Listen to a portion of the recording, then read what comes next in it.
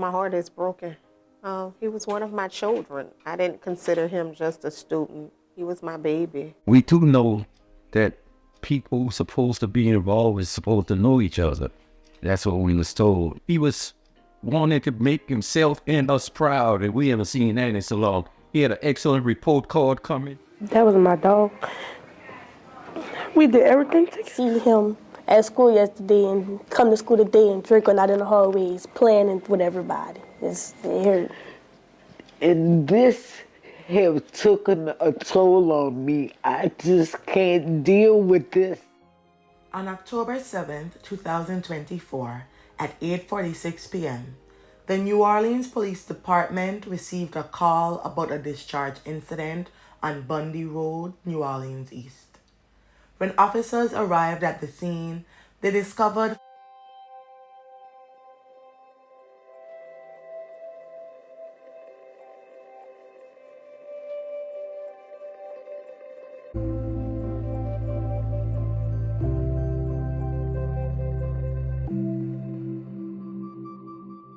"15-year-old Jvoine Elow JR with multiple discharge wounds behind an apartment complex. Despite their efforts, sadly, Jvoine was pronounced gone at the scene. I'm gonna miss him. He kept me laughing. He walk in the room, light the whole room up. His grandmother says the teen brought her joy every day. Now the night of his death, constant replay in her mind. His brother called me and told me come to the apartment. And I asked him what I need to come over there for. He said because Jvoine just got killed. Born in Atlanta in 2009, he moved to New Orleans when he was just 1 year old. His older brother accompanied him, and both were taken in by their grandparents, Glenn Buster King and Terry Elow King. Their father had been incarcerated, and their mother was unable to care for them financially. Despite the challenges, Jvoine's grandparents provided a loving home, though raising two young boys as seniors proved to be no easy task. Jvoine grew up to be a sensitive and emotional boy with a contagious laugh that brought joy to those around him. He loved cooking breakfast with his grandfather and enjoyed singing in the youth choir at church. He was a Boy Scout, loved camping, and had a natural curiosity for the world. Jvoine also struggled with attention deficit disorder, but worked hard to overcome his difficulties, eventually earning a place on the honor roll at Resurrection of Our Lord Elementary School. His life up until his teenage years seemed full of promise and potential. Jvoine began to hang out with the wrong crowd, which led to trouble with the law in 2023. Nevertheless, this legal run-in became a pivotal moment in his life. Jvoine was ordered to participate in the Pathways Youth Internship Program, a city initiative designed to help troubled youth get back on track. The program offers teens paid internships, job training, and life skills education. Through Pathways, Jvoine began to show significant improvement. He thrived in the structured environment, demonstrating ambition and a renewed focus. The teen began earning A's in subjects like algebra, a source of pride for both his family and teachers.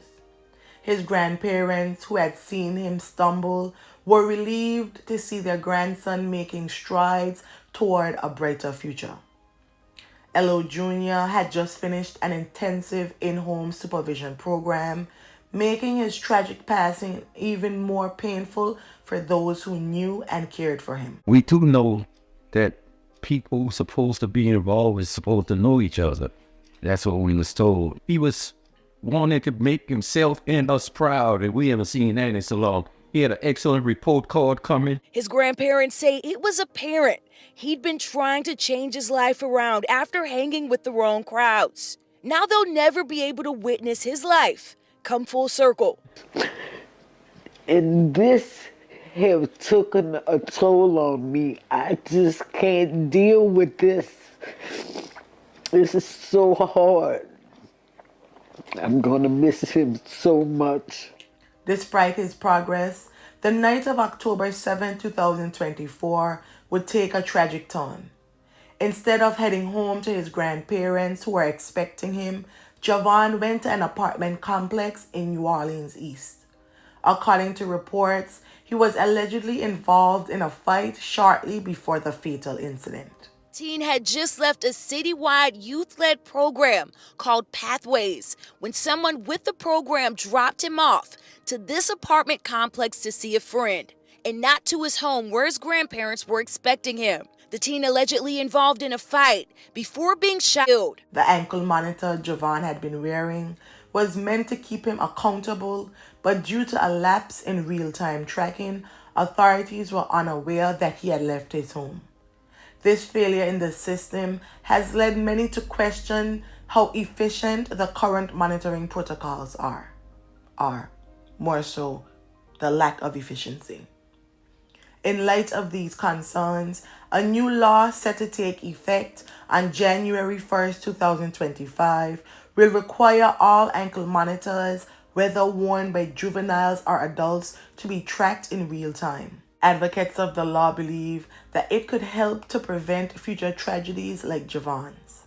Rafael Goeneche with the Metropolitan Crime Commission says had the juvenile judicial system been up to par on monitoring, it could have stopped what is now a rippling effect. And we need to know why something wasn't done to address that, because that technology is only effective if there are people monitoring the equipment. The equipment and the process that's being used is perfectly fine working equipment that is broken only in the fact that it's not being supervised.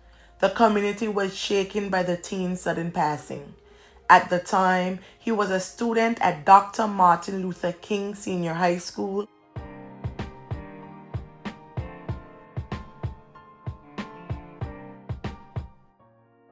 Where he was eagerly preparing to show his grandmother his report card.